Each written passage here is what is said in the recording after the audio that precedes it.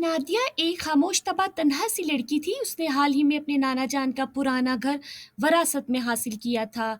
घर काफ़ी बड़ा था मगर अजीब सी वीरानी हर वक्त इसमें बसी रहती। एक दिन सफाई करते हुए इसे एक दरवाज़ा मिला जो हमेशा बंद रहता था, छोटा सा लकड़ी का, सीढ़ियों के नीचे। नादिया ने घर के माली से पूछा, ये दरवाज़ा क्यों बंद रहता है? माली ने घबरा कर जवाब दिया, बीबी जी, इस दरवाजे को कभी मत खोलना, इसके पीछे वो है जो कैद है। नादिया हंस पड़ी। ये सब कहानियां नाना जान के ज़माने की हैं।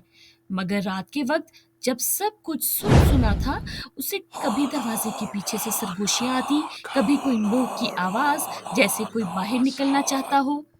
एक रात हिम्मत करके नादिया ने वो दरवाज़ा खोल दिया। अंदर सिर्फ एक खाली तारीक कमरा था, मगर जैसे ही उसने कदम अंदर रखा, पीछे दरवाज़ा बंद हो गया। नादिया ने ज़ोर-ज़ोर से दरवाज़ा पीटा। कौन है? दरवाज़ा खोलो!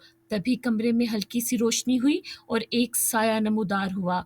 वो साया बोला, मैं वो हूँ जिसे तुम्हारे नाना ने कैद किया था। अब तुम आई हो और दरवाज़ा खोल दिया है। अब तुम्हें मेरी जगह लेनी होगी। नादिया की चीखें अंधेरे में गुम हो गईं।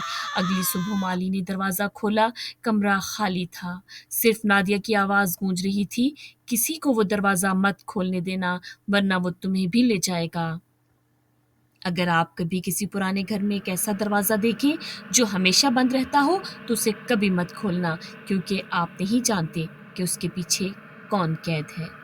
मज़ीद कहानियों के लिए कहानी घर को सब्सक्राइब करें।